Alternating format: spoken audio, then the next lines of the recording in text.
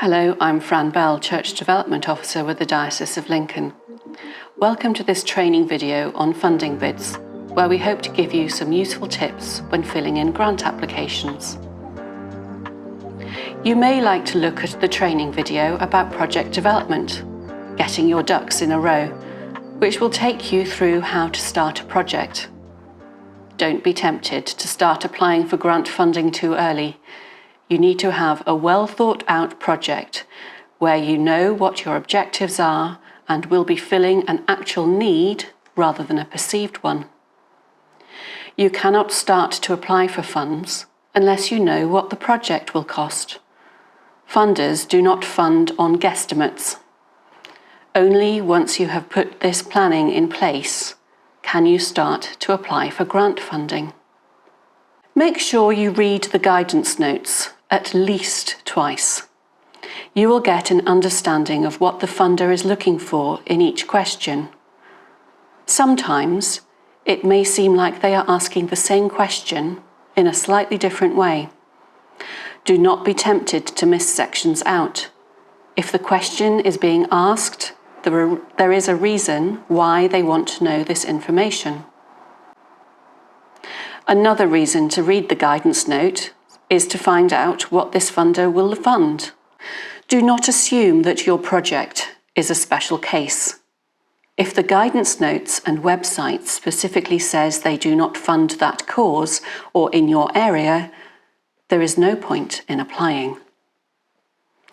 Give yourself plenty of time to write your bid. They take more time than you might think, and funders will not extend deadlines for you.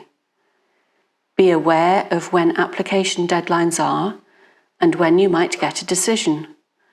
This will help planning your project delivery and what you might need to do if you do not get funding, such as apply to someone else, or if time limit restrictions on particular grants allow, go back to the same funder with an amended application, depending on feedback. Be aware that some funders are scared of religion or anything faith-based. You will need to word the application carefully to emphasise the wider community benefits and that it's not just for the worshipping community. We might know that these projects are part of our way to further the work of God's kingdom here on earth, but some funders will reject your application if they think it is evangelism in disguise. So you are now filling in your application form. Be specific. Waffle will not get you to the top of the pile. Think of the Kipling poem with 6 honest serving men. Can you explain the what, why, when, how, where and who of your project? You need to be clear about your aims and objectives. Your application will be in a heap with potentially hundreds of others. Your application needs to stand out, but in a good way. Be sure that you understand the difference between outputs and outcomes. An output is what you do. An outcome is the difference what you do will make. So, for instance, cooking lunch for a lunch club is an output. The outcome is that those attending will be well fed and enjoy some company. Leave enough time for someone who is not connected to your project to read your application bid. A fresh pair of eyes will spot any glaring errors, and they will also be able to say whether they understand what you have written or not. If they don't understand what you've said, then the grant funder will not either. Do not be afraid to state the obvious. You may know where you are, what you've done to get to this point and how many people are involved, but your grant funder may not know any of the above. Obviously, you need to be enthusiastic about what you want to do. However, you need to have a well-thought-through project to be enthusiastic about. A funder will be looking for weaknesses in your project or gaps you haven't thought about in order to reject it.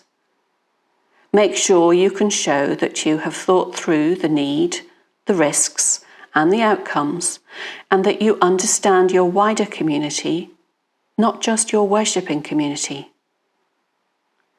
So, back up your bid with evidence. For instance, are you the only community venue? Or have you got a thriving village hall, school or pub? Are certain events at capacity, either at your venue or another in the village? Or are there things you would like to do but haven't got the facilities? Show why you need to do this now. How have you identified this need? Who have you asked? Why are you the ones best placed to deliver this, etc.? Imagine you are presenting your project to a Dragon's Den equivalent panel. Could you answer all the questions confidently and truthfully? You also need to think about after the project has been delivered. How will you keep going? So, once you've fixed the roof, what next? Once you've got the lunch club going, how will you keep it going when this funding has been used? No two forms are the same, and the questions will be different on each one. You can have concise paragraphs on the church history or the project aims and outcomes pre-prepared, but you may need to adapt them depending on what is being asked for and the word limit on answers. It is good to make each application personal to the trust or fund you are applying to. Be aware of what they have funded elsewhere. The Charity Commission website has lots of information, including previous annual reports, which sometimes list what has been funded before. Be wary of cut and paste, as you may be missing information that is actually asked for. Having said that, you can create a standard funding bid for trusts that do not have an application form. Be succinct, so no more than 2 sides of A4 with an additional page for your budget figures. You need to be clear in the first paragraph what you are asking for and why. You can then expand the background. Whether you are filling in an application form or applying by letter, make sure you cover the basics like where you are and what you already do before getting carried away with the needs and outcomes. Do not exaggerate the need, as you will be found out. Think about formatting, and that many applications will now be read on screen rather than paper. Do not use fancy fonts. Find one that is easy to read and check that the application works in plain text. Shorter sentences make an application easier to read, along with shorter words.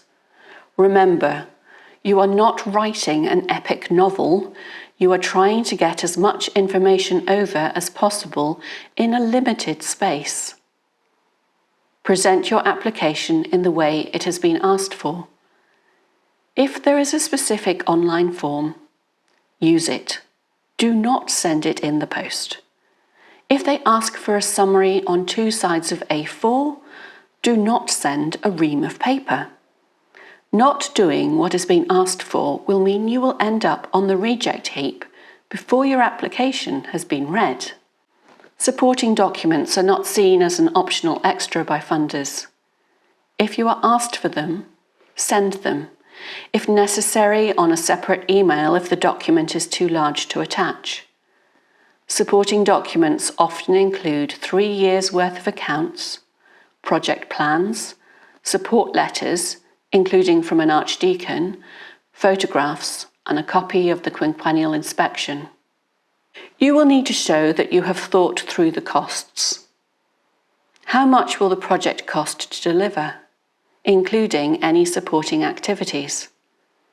Where will the other funds come from? Who else can you apply to?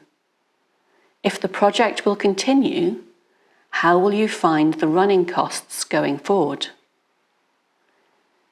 If your budget doesn't add up, has errors, has not thought through all the cost headings and risk, then you will not get funding. Don't forget that you need to show the VAT cost, even though, depending on the project, some of this can be reclaimed as part of the listed Places of Worship grant scheme. Gantt charts are really helpful. They show the task involved, what it will cost, and the timetable. It helps with project planning, and funders and yourself will see what money is needed when.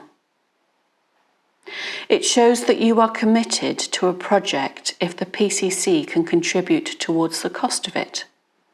Funders will not want you to use every last penny. But if there are large reserves showing in your accounts, you will need to explain what they are reserved for and why they cannot be used to fund whatever you are doing. Be pragmatic. If you are keeping some money aside for a rainy day, but the roof is letting water in, then your rainy day has come. Check that your application has arrived. Size limits and spam filters can mean that your carefully constructed application does not reach the right desk or email inbox. Some funders have automatic acknowledgement. It's worth trying to send the application before the deadline for submissions so that you have time to submit anything else required. Make sure it is clear on your application who should be contacted if further clarification is required. And make sure that this person is available between submission and the decision making and not off on holiday. If your application is rejected, you can ask for feedback, unless the funder indicates that they do not have the capacity to do this. Do not argue with the decision. Instead, ask about what you might need to do to have a greater chance of success next time. Remember that some funders have a time limit within which you cannot reapply. Funding bids do not necessarily get through first time, so be mindful of this when planning projects. But also do not become discouraged. We are happy to read through applications before you send them and can often put you in touch with other parishes who've been through something similar before. Most of all, keep going. Church building projects are a marathon, not a sprint, but you can build momentum. Funding is not easy to find, but it is out there if you know where to look.